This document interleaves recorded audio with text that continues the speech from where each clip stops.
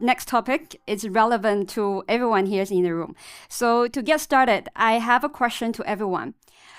How many of you think, will cryptocurrency replace fiat money? So first of all, how many of you think cryptocurrency going to be 100% replacing fiat currency? Raise your hand if you think it's 100%. Okay. How many of you think it's going to partially replace fiat? Yeah. And how many of you think it will never replace fiat? Oh, that gentleman, you are the only one. I'm actually quite happy to see the result because it means that we are not actually all losing our faith in this very old vision from cryptocurrency.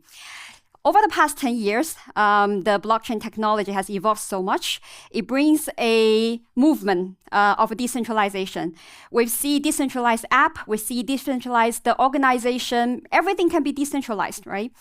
However, let's not forget cryptocurrency also carries a very important mission, the mission to fix the financial system problem we have, the mission to replace the fiat currency.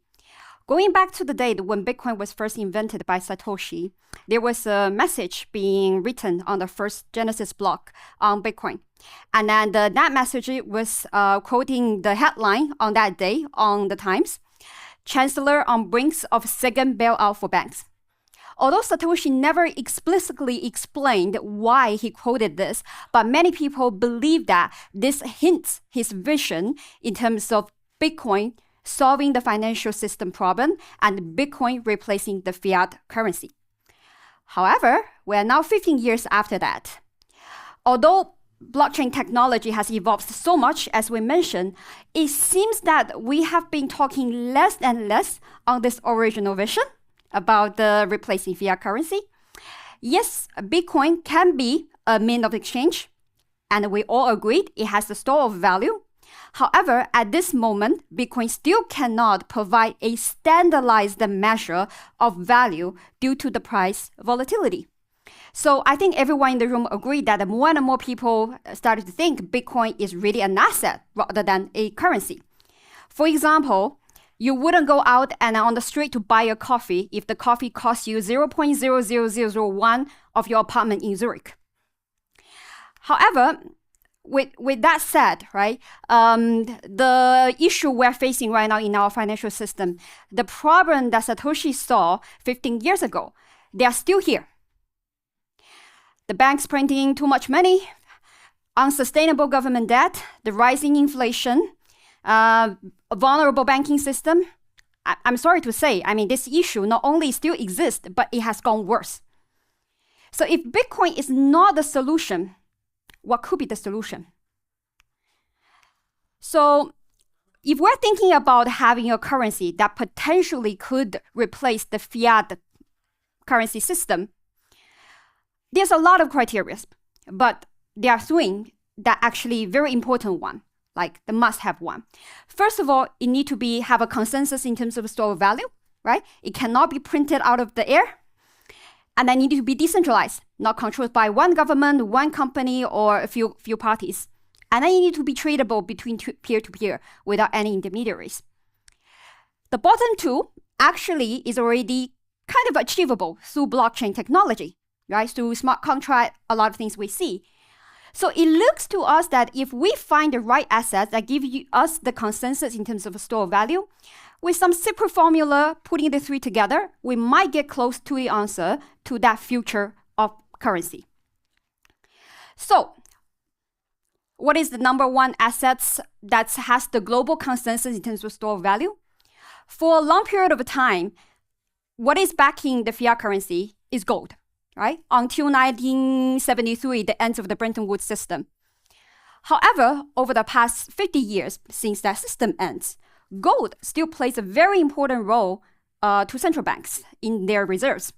So for example, right now, even in the United States, gold still counts more than 70% in the FX reserves, similar to Germany, Italy, France. There's one, outlier you see. So for example, China, even though the percentage-wise, their gold holding is not huge, but this country is being very aggressive in buying gold during crisis, during volatile time. And also, there are some countries, for example, who's already suffering from the financial system failure, suffering hyperinflation, even considering going back to the gold standard. For example, early this year, Zimbabwe introduced a new currency, actually it's exactly gold backed. BRICS countries, on the other hand, they are trying to get a little bit more detached, less dependency on the dollar and then the financial system based on the dollars, also exploring the potential paths having gold-backed currency. So it's clear to everyone that gold, until now, is still the number one asset having the global consensus in terms of store of value, right? I know some of you might be thinking, okay, I see where you're going. You're probably saying that let's go bring gold on the blockchain and let everyone use gold as a currency. The answer is no, it's not that simple. Yes, gold tokenization is not a new topic. Many projects, people has been trying to explore that route, okay? The two biggest one, Pax Gold, Tether Gold, they've been running for years. But what's their total market cap combined? 1 billion.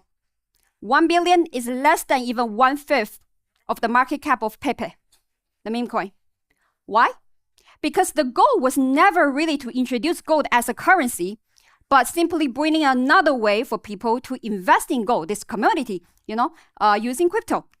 So similarly, there are also other traditional banks starting to do this, Triamond, right, by introducing gold token to their retail client, simply as another way of investing gold. Do you see this as a currency we can use for every day? No, of course not. Don't forget, when we are talking about this, these minimum three criteria need to be met, right? So gold is not enough. It needs to be decentralized. It's not issuing by HSBC. It's not issuing by Tether or Pax, right? So if we look at these three criteria, sometimes if you think about putting the three criteria together, the formula sounds very simple. With the blockchain, with the right technology, with the right standard, maybe we find the future of the currency. But actually, in practice, every steps you see here need to be very carefully chosen, considered, and engineered in order to find that the future of currency. And this is exactly what us, the GoDown, is trying to solve. We're not here just to provide another tokenization, solution for gold. We're here to bring the solution to the failing fiat system and then to bring us a better financial futures. How we are doing this? Let me quickly explain it to you. We do it in three phases. First of all, we tokenize gold, just like everyone else do, but a bit different. Okay, we first tokenize gold in NFT. Why NFT? Because this gives us the highest level of transparency and trust, because each of the gold bar has its own unique serial number, and through this we can one-to-one link to NFT, so that each of the gold bars, regardless of the size, can be 100% verifiable by anyone.